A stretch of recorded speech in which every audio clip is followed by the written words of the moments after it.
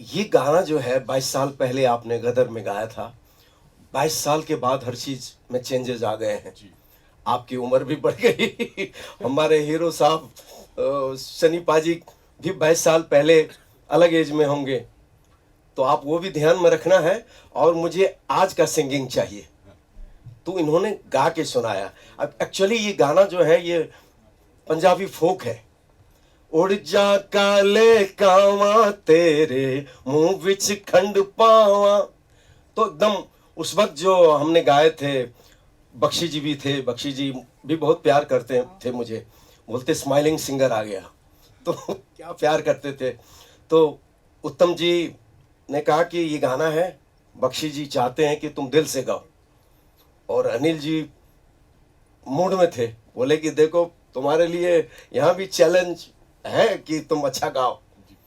तो मैंने कहा कि अगर अच्छा गाऊंगा तो आप स्टाम्प पेपर लेके आया हूँ, स्टाम्प पेपर लेके आया हूँ, मैं साइन कर दूंगा, गदर के सारे गाने आप मुझसे गवाना। तो पहले गाओ। मैंने यही गाना पहले गाया और नेक्स्ट डे जी वाले आए और स्टाम्प पेपर पे मुझे साइन करवाए। ये फैक्ट है। और मुझे क्या पता कि फिल्म हिस्ट्री हो जाएगी, ब्लॉकबस्टर हो जाएगी, और वही हुआ। तो एक और चीज कही थी, जो माल कमाओ तो उसमें से कुछ मुझे भी दे देना, आज तक नहीं दिया। सर ये सारे मीडिया सुन रहे हैं, अगर जो भी कमाया हूं और जो भी घर बार है, अगर आप बोलोगे एक हुक्म में दे दूंगा। अरे ये आप तो हुक्म प्यार तो है करिए। अरे नहीं, लव यू लव नहीं, you love you love you. आप लोगों की बस वजह आपने से। मेरा गाना इतना बढ़िया गा दिया, वही मेरा सारा उपहार है। वही नहीं sir, thank you so much. Credit बहुत- गोज बहुत टू प्यार है, बहुत क्रेडिट हंसी गोज टू मजाक यू। करता हूँ आपसे। नहीं सर ये छोटा भाई हूँ और बहुत प्यार देते हैं। तो मिठुन जी ने मुझसे कहा कि देखिए आपको मेरे स्टाइल में गाना पड़ेगा। उड़ जा काले कावा तेरे मुंह विच खंड पावा। तो मैं सोच में पड़ा, इतना सांस मेरे में, इतनी ब्रीथिंग होगी अंदर में, इतना ताकत होगा क्या मेरे में। अब मैंने ऊपर वाले को याद किया, क्योंकि कोई भी काम करने से पहले अलमाइटी को तो याद करना पड़ता है। तो मैंने ऊपर वाले से कहा, इनको बताया नहीं मैंने, बाद में बताया मैंने कहा कि मैं definite I will try my level best. मैं ऊपर वाले को याद किया और 1.5-2 घंटे में गाने हो गया। और ये इन्होंने क्या आंसर दिया होगा मुझे। मैंने कहा कि कोई गलती हो गई होगी, फिर से गवा लीजिएगा। बोले झरने की तरह तुमने गाया है। हाँ ये कॉम्प्लीमेंट, ये हमेशा मैं, हाँ। तो मैं बोला क्या बात है। और उसका सबसे अच्छा परिणाम ये देखने को मिल रहा है कि जिस दिन से ये गाना रिलीज हुआ है, उस फर्स्ट आवर से and across all streaming platform, तो आई थिंक जोरदार तालियां तो इसके लिए बनता है। इस पे रील्स हैं, शॉर्ट्स हैं, इंस्टाग्राम पे चले जाइए, यूट्यूब पे चले जाइए, हर कोई इस गाने का इस्तेमाल कर रहा है। नाउ यहाँ पर मिथुन, आई थिंक ये सवाल आपसे बनता है, उत्तम सिंह साहब का ये कॉम्पोजिशन जब ओरिजिनल था, आपने इसे आज रिक्रिएट किया है and it is again trending and it's on the chart everywhere. How challenging it was for you, एक ऑलरेडी कल्ट सॉन्ग, एक ऑलरेडी कल्ट फिल्म का गाना, एक ऑलरेडी लेजेंडरी सिंगर, उसके साथ एक बार फिर से recreation. How was the journey for you for उड़ जा काले कावा when we are celebrating here the timeless melody of this song? Actually सबसे पहले तो मैं एटलीस्ट इस पर्टिकुलर गाने के लिए मैं रिक्रिएशन शब्द से ही मैं क्या कहता हूँ, मैं उसको जोड़ता नहीं हूँ, क्योंकि मुझे लगता है कि रिक्रिएट जो होता है, जिसको बोलते हैं कि फिर से पैदाइश, जो इतनी खूबसूरत चीज़ हो, राइट। गाना जो है वो उसके पेशकश से नहीं होता है, जो रूह होती है उसके तर्ज में होती है, उसकी पोइट्री में होती है। तो जो चीज़ उत्तम सिंह जी और श्री आनंद बख्शी साहब ऑलरेडी क्रिएट कर चुके हो, मैं उसको रिक्रिएट करने वाला कोई होता नहीं हूँ। तो मैं उससे बिल्कुल उस वर्ड से मैं थोड़ा दूर भागता हूँ। मैंने उसको रिप्रेजेंट किया है, हम अरेंजमेंट कहते हैं जिस तरीके से। तो सच बोलियो तो मेरे लिए बहुत आसान काम था, क्योंकि कोई चीज़ इतनी सुंदर हो तो you can't go wrong with it. मुझे सिर्फ केयरफुल रहना था कि मैं उसको ख़राब ना कर दूँ। दैट वॉज माई प्रायोरिटी, क्योंकि ये गाना अपने आप में एक प्रार्थना समान है, मुझे लगता है भारत देश के लिए। लोग इस गीत से, इस तरह से, छोटी छोटी बातों से बहुत प्रेम रखते हैं। और आई थिंक सबसे बड़ी बात मेरे लिए यह था कि मैं इसलिए टेंस नहीं था, क्योंकि मेरा इंटेंशन ये था नहीं कि मैं अपने आप को दिखाऊं कि मैंने क्या कंट्रीब्यूट किया है। मेरा इंटेंशन था कि इसकी जो धुन है, इसकी जो तर्ज है और इसकी जो आवाज़ है, ये शाइन करनी चाहिए। तो बहुत आसानी से मुझे अनिल जी ने बहुत स्पेस दिया, बहुत फ्रीडम दिया कि आप अपने मुताबिक कीजिए, अपने वक्त से कीजिए, बहुत वक्त भी दिया। और आई थिंक उसी का परिणाम है जो आज इतना लोग उसको आदर भी दे रहे हैं और पसंद भी कर रहे हैं। क्या बात है, क्या बात है। लेकिन ये जो सवाल अभी हम आपसे पूछने वाले हैं, ये सवाल आप तीनों के लिए कॉमन है, लेकिन इसके लिए हम शुरुआत करेंगे सर आपसे, ठीक है। ये गाना आया, फिर से ये हिट है, हर किसी के जहन पर है। आप इसे जब पहली बार लेकर आए थे आज से 22 साल पहले, तो भी लोगों की जुबान पे था, दिमाग पे था, जहन पे था। लेकिन जब आप ये दोबारा लेकर आए तो I am sure when it is on trending, it is on number 1, तो इसके लिए आपको कॉम्प्लीमेंट जरूर मिले होंगे, बहुत सारे मिले होंगे। एक ऐसा कॉम्प्लीमेंट जो ये गाने से आपको मिला अभी इसके लिए, और वो लगता है कि यस मेरा काम सफल हो गया। देखिए, ये हिंदुस्तान में गाने बहुत बने हैं फोकलोर से, जो फिल्मों में आए हैं। ये मुझे लगता है कि भारत का पहला गाना है जो कि फिल्मों से फोकलोर में गया है। फिल्म से फोकलोर में जाने वाला ये पहला गाना है।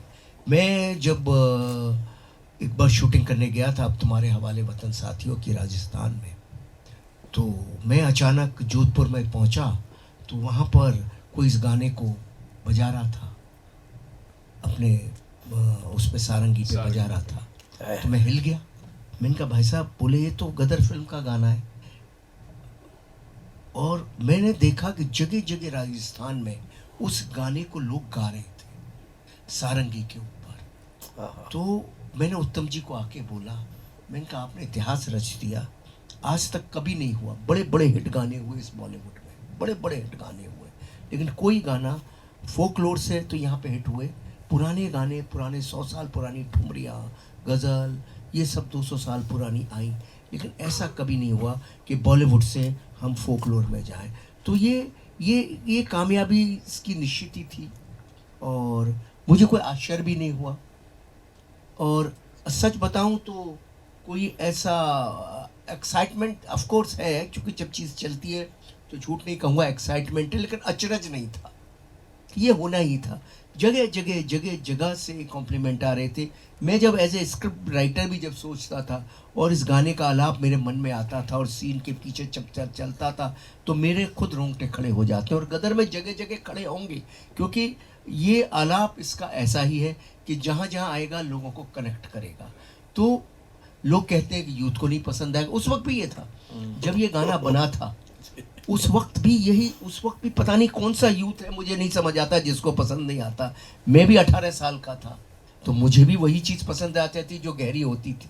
जो 22 साल का था तभी भी वही पसंद आई। मुझे आज तक नहीं समझ आया यूथ को कौन सी चीज़ है जो पसंद नहीं आती है, क्योंकि मैं भी तो 18 साल का था ना, कभी 22 का, 24 का, और सिनेमा प्रेमी था। मैं महीने में 30 फिल्में देखने वाला बंदा था, तो मेरे से ज़्यादा सिनेमा प्रेमी तो मैं किसी को समझता ही नहीं हूँ, और मेरे से ज़्यादा यूथ ओरिएंटेड बंदा कोई था ही नहीं कभी लाइफ में, मुझे ऐसा लगता है।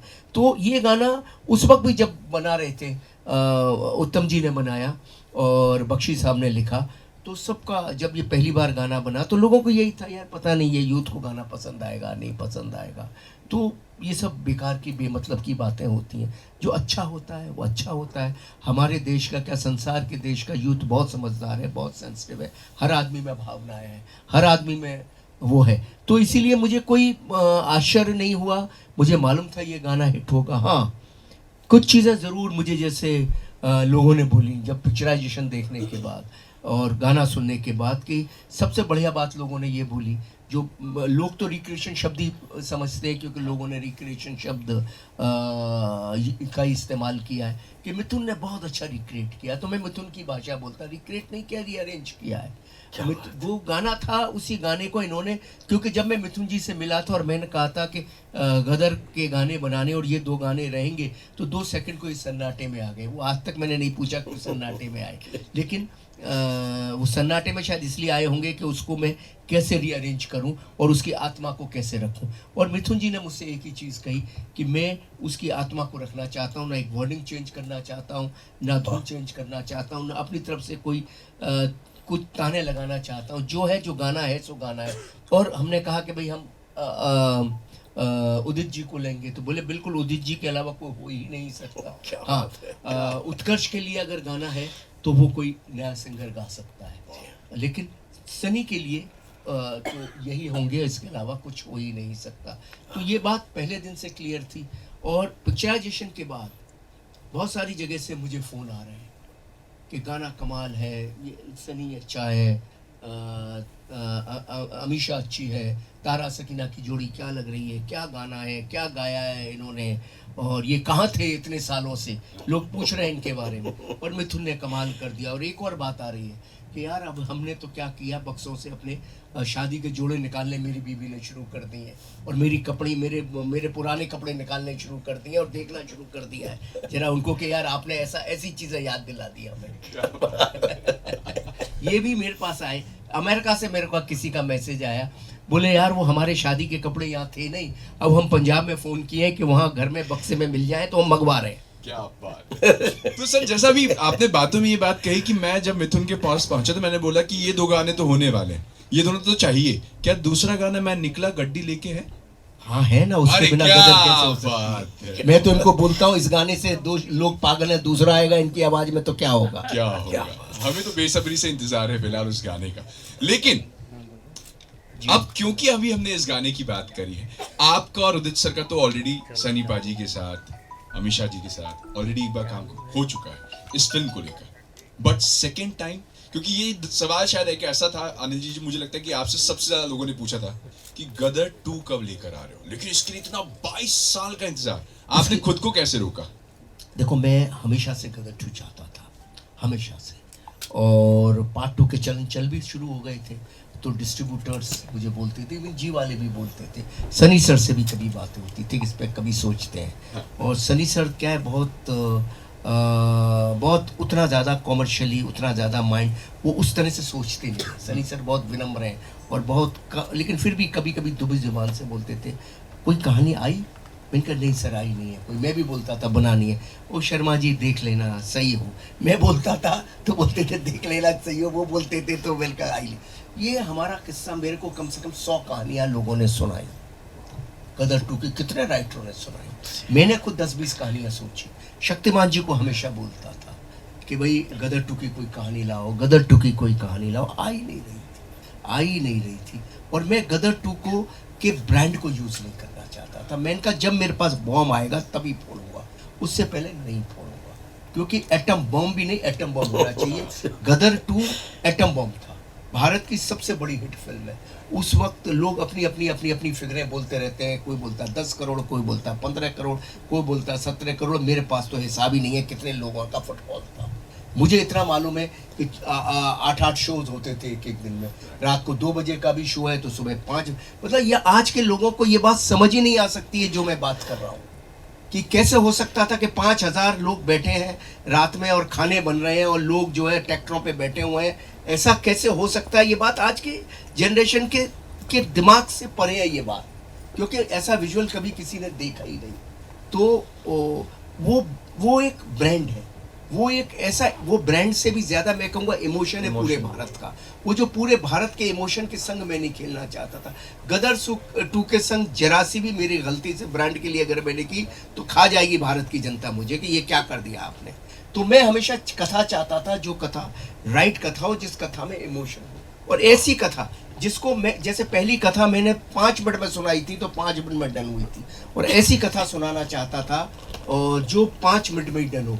तो शक्तिमान जी जब आए मेरे पास तो वो नवरात्रि का दिन था, मैं पूजा करके उठा था और मुझे बोले कि अंदर चलो आपको गदर 2 की कथा आ गई है। और शक्तिमान एक ऐसा बंदा है, वो अंगद का पाँव है, हिलता ही नहीं है जब तक उसको ना आ जाए।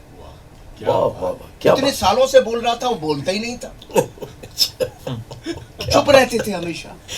आए मेरे पास कि चलो, मैंने कहा यार कन्या लांगरा को जुमा ले, उसके बाद चलते। मैंने कहा एवं ये कुछ सुनाएंगे, सुना रहे। थोड़ा झटका तो लगा, शक्तिमान आज बोल रहा है, लेकिन मैंने कहा क्या होने वाली है गदर 2 की, कुछ नहीं।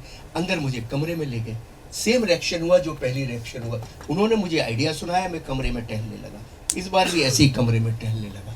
एंड यू वॉन्ट बिलीव, मैंने सीधा सनी सर को सुनाया, 5 मिनट वहाँ ओके हुआ, सीधा शारिक सर रुचिर को बुलाया, शारिक को सुनाया, वहाँ ओके हुआ, पुनीत गोयल साहब को सिर्फ 5 मिनट का आइडिया पे पूरा सेटअप बन गया और पूरा एग्रीमेंट साइन हो गया।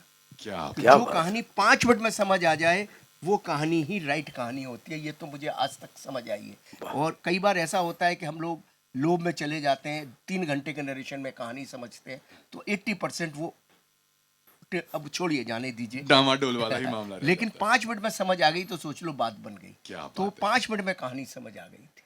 फिर बेशक हमें 2 साल लगे लिखने में, वो अलग चीज़ है।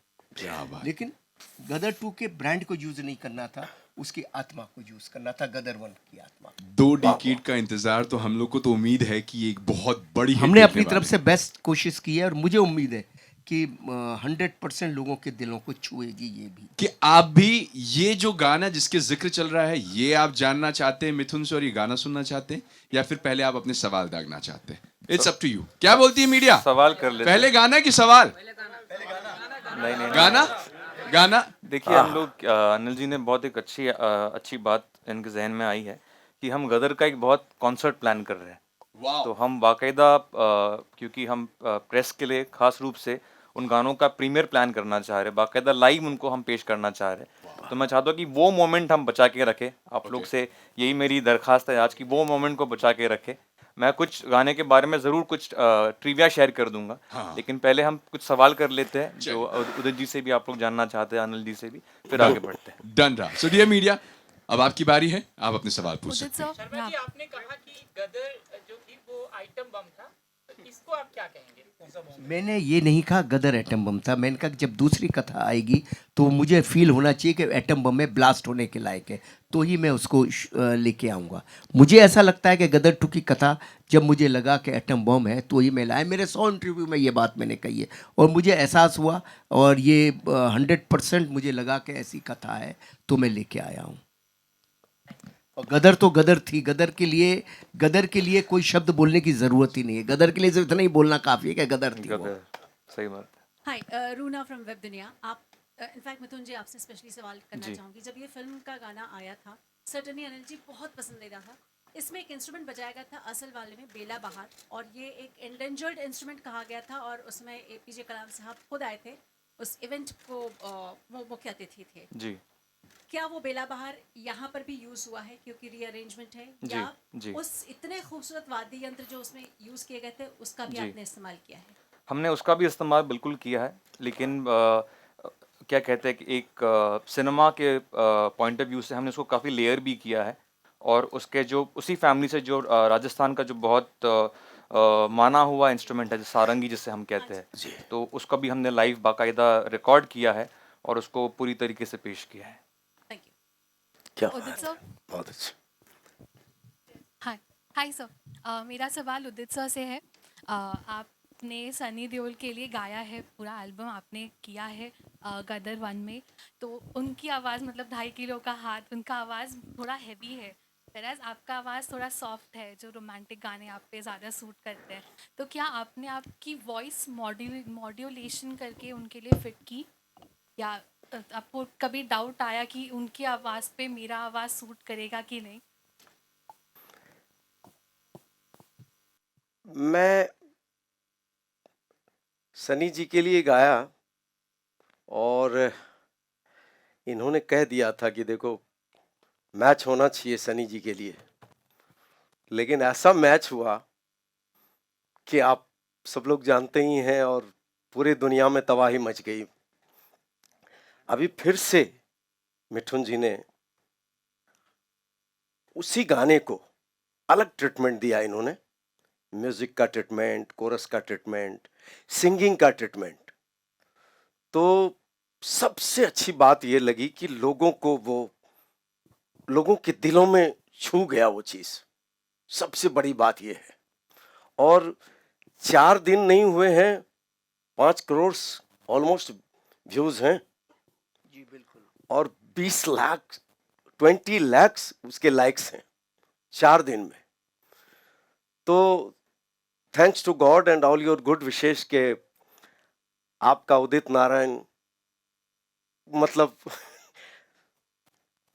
Singing almost 43 years.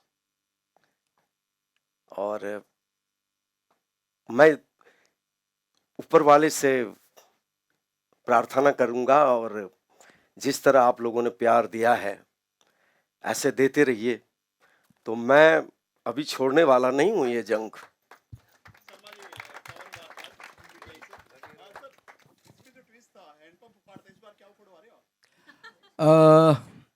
ये पर्दे पर ही देखो तो ज्यादा बेटर ना, सारे चीजें आप यहाँ क्यों खोलना चाहते हो?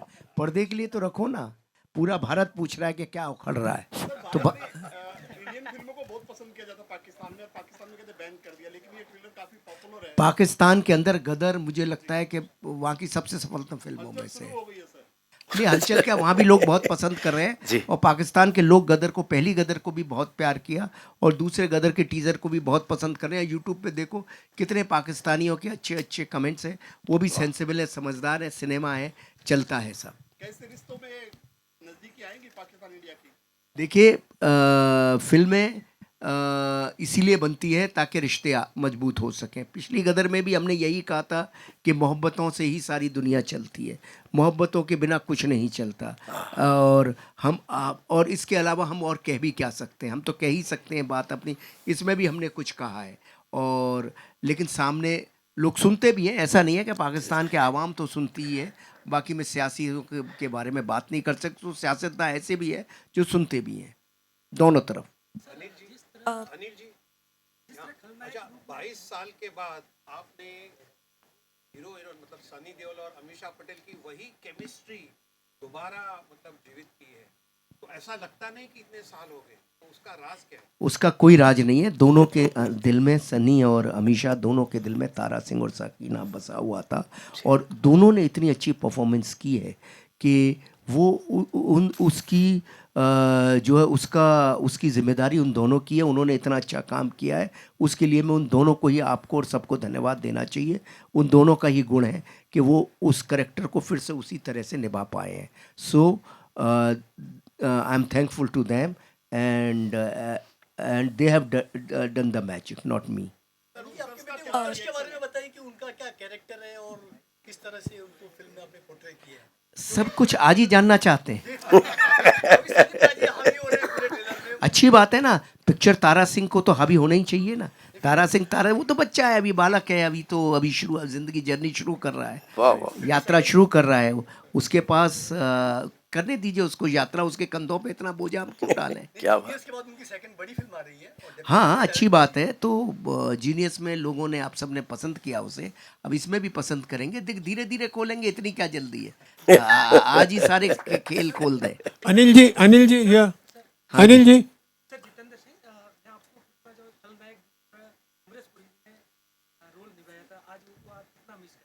मैं बहुत मिस करता हूँ अमरीश जी को, जो उनको मैं क्या पूरा विश्व, भारत, हर कोई मिस करता है। और काश 3 लोग हैं जो इस फिल्म में नहीं हो पाए, अमरीश जी, विवेक शौक, बख्शी साहब, और उन सबको हम सब मिस करते हैं। अभी सर ये भी फिर मैंने कहा, फिर सारी चीज़ें खोलना चाहते हो यार? कुछ पर्दे के लिए रहने दो ना, पिक्चर 11 अगस्त के लिए कुछ तो रहने दो। अनिल जी, अमरीश जी से जुड़ी सर ट्रिविया आप बता सकते हैं? जी, अमरीश जी से जुड़ी ट्रिविया आप बता सकते हैं? जब उनके पास स्क्रिप्ट लेकर आप गए थे, क्या बातचीत हुई थी, क्या कहा था कि अमरीश जी यार, ये किस्से मैं कितनी दफ़े कह चुका हूँ, 20 साल से ये किस्से कह रहा हूँ। अभी कोई नई बात करो ना। अमरीश जी को पसंद आई थी, अमरीश जी रो आंसुओं से, उनकी आंखों से आंसू गिरते रहे थे जब उन्होंने ये कहानी सुनी थी, और वो उनकी परफॉर्मेंस में दिखा है।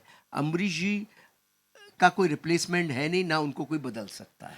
Anil ji, my question is, कहाँ है? या राजीव, हाँ जी, हाँ, बख्शी साहब तो नहीं रहे, तो आपने सईद कादरी को क्यों चुना? उत्तम सिंह जी है, फिर भी आपने मिथुन जी को क्यों चुना? देखिए, ऐसा होता है कि उत्तम जी हैं, उत्तम जी के गाने हम ले ही रहे थे।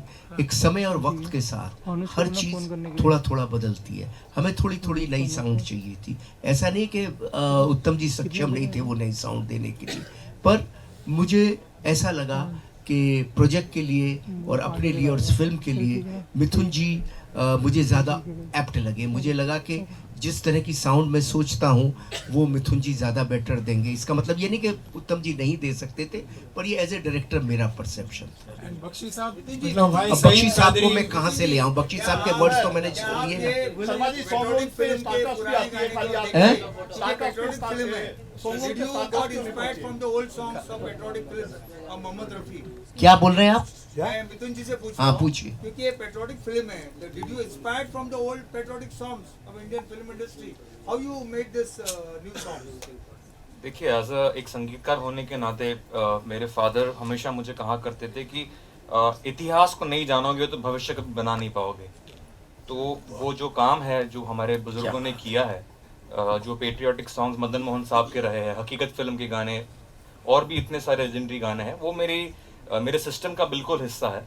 लेकिन जैसे आपने कहा कि एक आर्टिस्ट जो है वो अपनी नज़र से दुनिया को देखता है, तो जब मैंने गदर 2 का नरेशन लिया, मैं अनिल जी ने मुझे बाकायदा डिनर पे बुलाया था और उन्होंने मुझे 2 घंटे का नरेशन दिया और उस वक्त मैं बड़ा मुतासर हुआ क्योंकि मैंने देखा कि इतना काम करने के बाद, इतना अचीव करने के बाद भी जो पैशन इनके अंदर मैंने देखा, आप लोग को जान के बहुत खुशी होगी कि इस जीवन के इस स्तर पर होकर भी वो इतने इंटीमेटली इन्वॉल्व थे नरेशन में और बाकायदा नरेट करते करते इनकी आंखों से आंसू आ गए थे और हमें एक 10 मिनट का ब्रेक लेना पड़ा। मैं इन चीज़ों से बहुत मुतासर हुआ, इस पूरी घटना से मुतासर हुआ और फिर जो वो कहानी है जिसमें देशभक्ति कहीं ना कहीं उसके हृदय में बहुत गहरी तरीके से उतरी हुई है, उसको मैंने अपने तरीके से और अपने पॉइंट ऑफ व्यू से गानों में एक्सप्रेस किया है। तो I think that answers the question. I hope. Hi. Udit ji, to your left corner, please. Sorry to interrupt. Only last 2 questions we are taking after this. Please, can I? Sir, yeah, you can. Udit ji, Mayur here from Beyond Bollywood. सबसे पहले तो आप सभी को बधाई, बहुत प्यारा गाना है। मतलब ऐसा लग रहा है कि मैं फिर से 21 साल का हो गया हूँ, लेकिन फिर भी ये नया गाना एक वैसा एहसास देता है। उदित जी, जो मेरा एक ऑब्जर्वेशन था as a very humble I would say listener, कि नॉर्मली हम जब आपकी आवाज़ जब सुनते हैं तो एक विजुअलाइजेशन भी रहती है जिसके अंदर आपका जो हंसमुख नेचर है, आपकी बॉडी लैंग्वेज है, वो कहीं ना कहीं वो आपके जो गाने हैं जो लेजेंडरी सॉन्ग्स है उनमें वो ना हमें वो झलक दिखती है। यहाँ आपने ऑब्वियसली शुरू में जिक्र किया झरने का, तो शायद मेरी नज़र में, शायद मैं गलत हो सकता हूँ, वो एक स्टिल रिवर की तरह था। सो सर, इस चीज़ के बारे में कुछ आप कहेंगे कि मतलब आपने ब्रीदिंग शब्द का इस्तेमाल किया कि यहाँ पे बहुत डीप करना है, तो उसके बारे में थोड़ा और इलेबरेट कर सकते हैं? क्योंकि वो जो आपके एक एटीट्यूड है, एक हैप्पी एटीट्यूड, स्माइलिंग सिंगर, वो शायद यहाँ पे आपको उसको थोड़ा कंट्रोल करना था। देखिए, काम जो है, आप कितना भी काम कर लीजिए लाइफ में, लेकिन जिसको हम वर्कहोलिक बोलते हैं, वो जिसको काम करना है वो काम को छोड़ता नहीं है और वो लगा रहता है। तो बीइंग ए फार्मर सन, मतलब एक किसान का बेटा होते हुए एक ड्रीम थी कि मुझे सिंगर बनना है।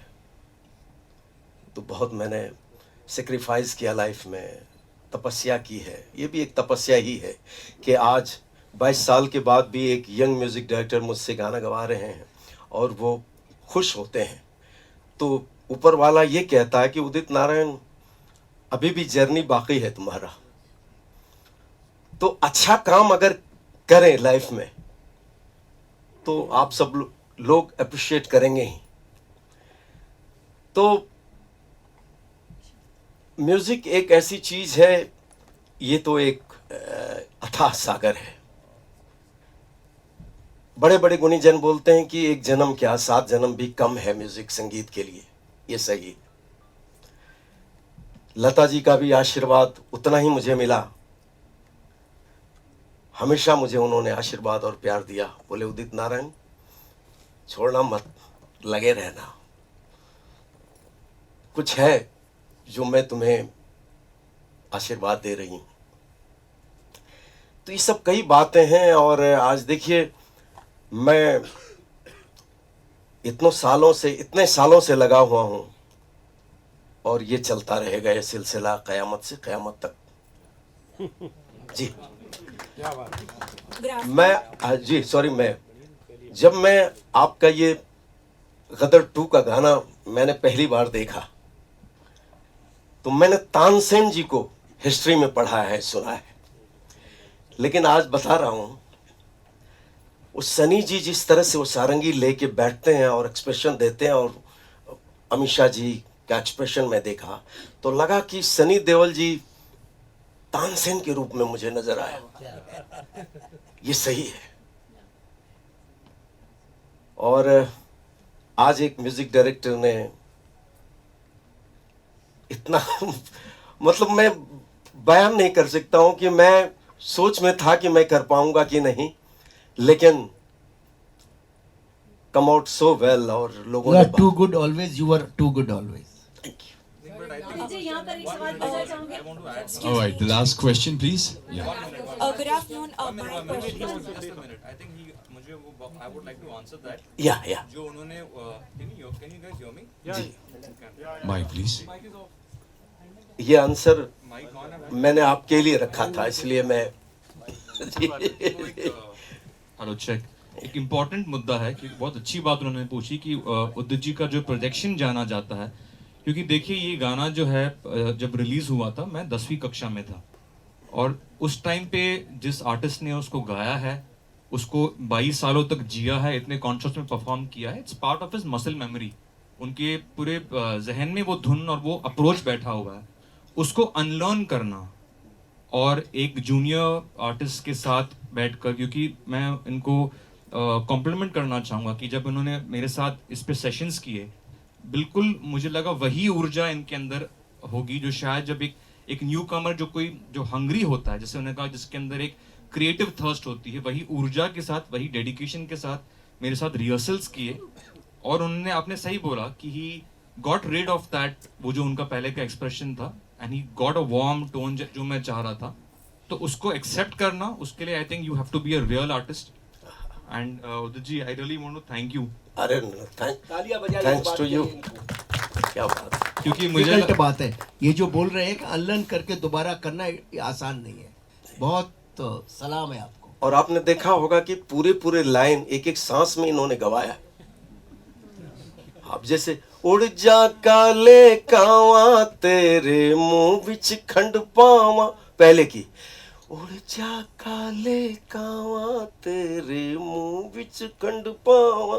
अब देखो मेरा अभी भी सांस नहीं पहुंचता, लेकिन इन्होंने गवाया। बोले आपके लिए चैलेंज है और अब गा दो तो मजा आ जाएगा। हमने कोशिश किया है और लोग इतने पसंद किए हैं तो आप लोगों के सामने है।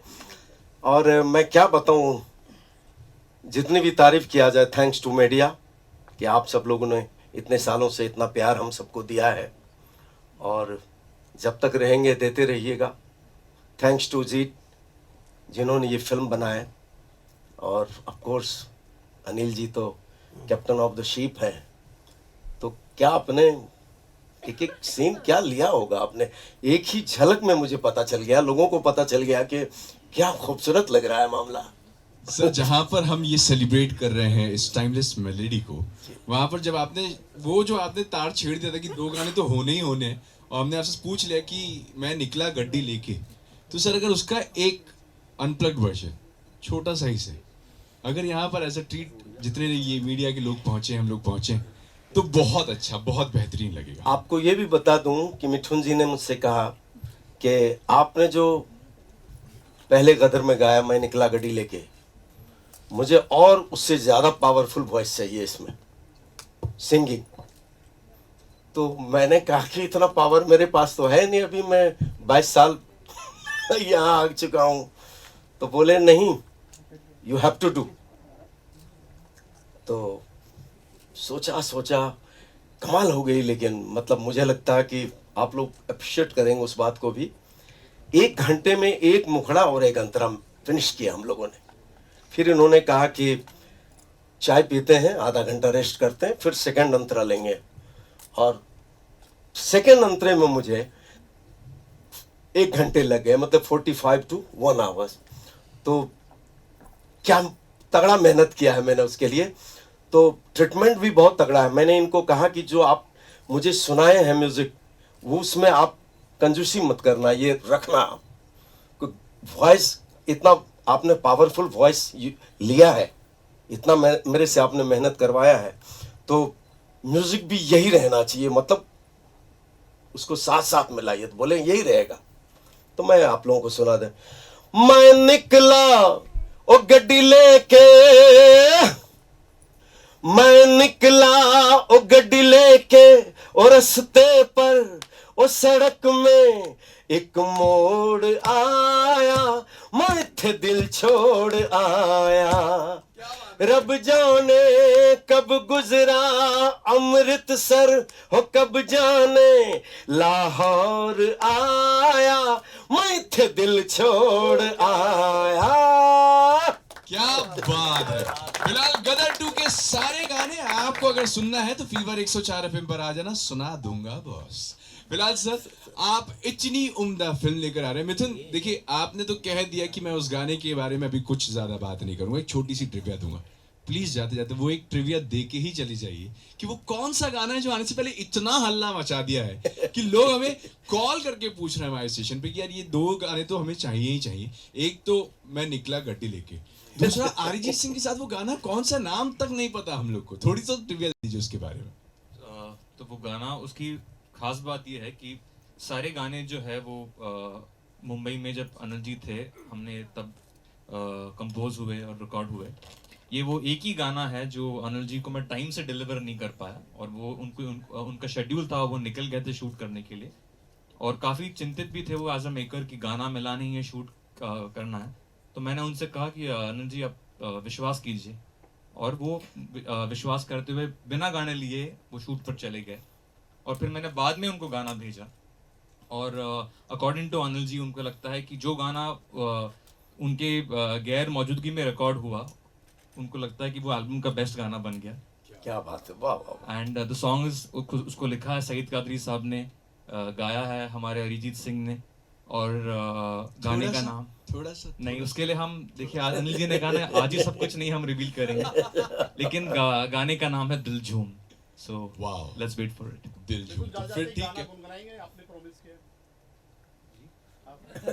हमने प्रॉमिस किया कि हम एक कॉन्सर्ट करने वाले हैं गदर का, सारे गानों का, तो आप लोग जरूर प्लीज उसमें आइए। और सिर्फ मैं नहीं, उदित जी, हमारे बाकी के सारे सिंगर्स, अलका जी को भी मैं आज मिस कर रहा, वो आ ना पाई किसी रीजन से, लेकिन उनकी आवाज़ भी उतनी ही खूबसूरत है जो ओरिजिनल में थी। और मुझे लगता है कि उत्तम जी, आनंद बख्शी, उदित नारायण और अलका जी के बिना I could not have recreated और रीअरेंज्ड उड़ जा काले कावा। आपके गाने से करते हैं सर, एक लाइन जी, कौन सा गाना? कोई भी जो आप दोनों के साथ अगर उड़ जा काले कावा हो जाए, क्योंकि हम इस टाइमलेस मेलोडी को सेलिब्रेट कर रहे हैं। इनका डिमांड है कि आप एक लाइन वो सुना दे। और अच्छा, एक बात आपसे कहना है, आप तो मुझे बोल रहे हैं मीडिया के सामने, सब सामने, कि भाई इतना माल कमा रहे हो, मुझे क्या दोगे? अभी ये पिक्चर 5000 करोड़ का बिजनेस करेगी तो हमारा क्या होगा उसमें? जो आप मेरे साथ कर रहे हो, आपके साथ मैं करूंगा। जो आपने 22 सालों में मेरे साथ किया, 22 साल तक मैं आपके साथ यही करता रहूंगा। थैंक यू सो मच, क्या बात है। तो थैंक यू सो मच इस खूबसूरत से सफर। सॉरी, मैं 1 मिनट और लूंगा। और मिठुन जी से भी आप प्रॉमिस करवाओ कि अभी आगे की जो फिल्में होंगी, एक आध इनके अपने कंपोजिशन का भी गाना मुझे मिलना चाहिए। ये तो एक्चुअली जो रिस्पांस उदित जी की आवाज को मिला है पूरी दुनिया से, ये प्रॉमिस अभी उल्टा बनता है। उदित जी, आप मुझे ऑन रिकॉर्ड प्रॉमिस कीजिए कि मेरी अगली फिल्म में मेरा ओरिजिनल गाना आप गाएंगे। Thank you so much. इतनी खूबसूरत से सफर को जो हम तय कर रहे हैं, जहां पर कस्में, वादे सब चल रहे हैं साथ में। और सबसे पहले तो एक बार फिर से आप तीनों लोगों को तहे दिल से शुक्रिया कि 11 अगस्त का जो हमारा ये इंतजार है, इसको और इतना बड़ा बना दिया आप लोगों ने कि अब और ये दिल मांगे मोर वाला सीन हो रहा है। लेकिन गदर 2 जैसी इस खूबसूरत सी कहानी के लिए और इतने बेहतरीन टाइमलेस मेलोडी के लिए बहुत बहुत शुक्रिया मिथुन आपका, अनिल सर आपका, एंड उदित सर आपका तहे दिल से बहुत बहुत शुक्रिया। और मेरा भी मीडिया को और आप सबको बहुत बहुत धन्यवाद। और इस लम्हे में मैं आनंद बख्शी साहब को बहुत मिस कर रहा हूँ, और उत्तम जी को बहुत बहुत धन्यवाद कि उन्होंने ऐसी टाइमलेस मेलोडी मुझे दी। और अमरीश जी और विवेक शौक दोनों नहीं हैं, आई फील वेरी सैड। चलिए जी, नमस्कार, बहुत बहुत धन्यवाद आप लोगों के आने का। अब गाना गाने वाले तो ये लोग हैं, इनसे पूछो। एक ऊर्जा काले फोटो आप करते सर, फोटो आप हो जाए सर, ऊर्जा काले कावा थोड़ा तो हो जाए, ठीक है, हो जाए दोस्तों, पक्का बैठ जा। चलो जी भाई बैठो यार, फोन वाले बैठो यार।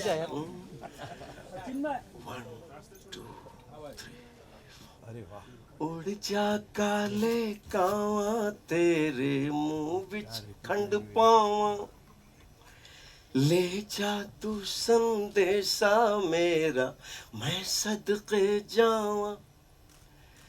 बागों में फिर झूले पड़ गए, पक गई मिठियां अंबियां, ये छोटी सी जिंदगी तेरा ता लंबियां लंबियां।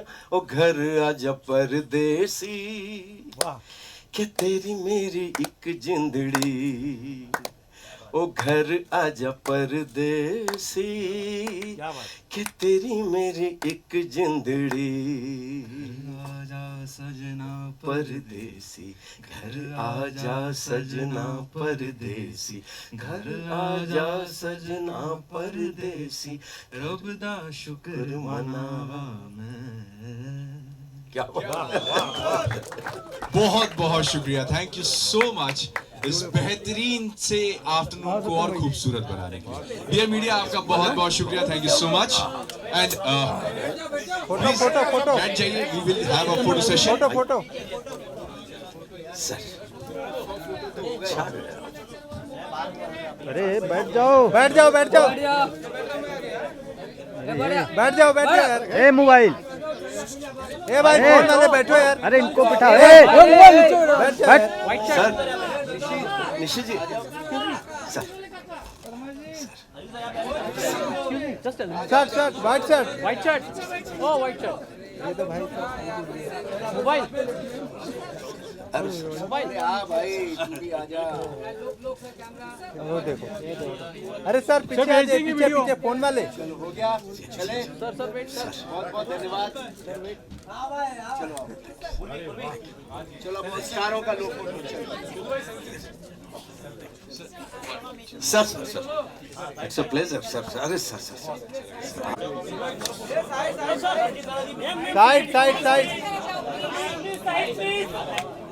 चलो साइड हो जाओ भाई। साइड प्लीज, माइक निकाल लो। मैन साइड यार। सुनी नहीं रही, रुक जा भाई, हो रहा है, ले रुक जा यार।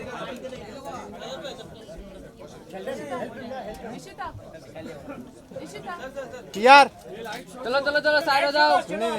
ओ मैडम थोड़ा पीछे हो जाओ प्लीज, साइड प्लीज मैम। क्या नाम है? पूर्वा। हटने मत, ये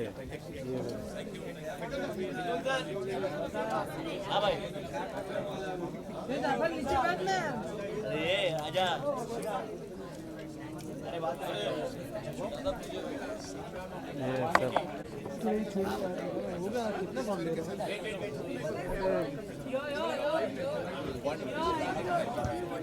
इनका कुछ कड़ी ही नहीं है, इतना बोला जा रहा है। सब बाहर निकल जाओ, काम नहीं है तो यार।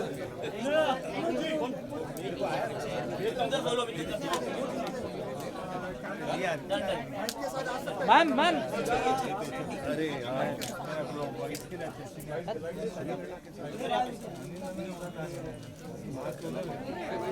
घुस जाओ मोबाइल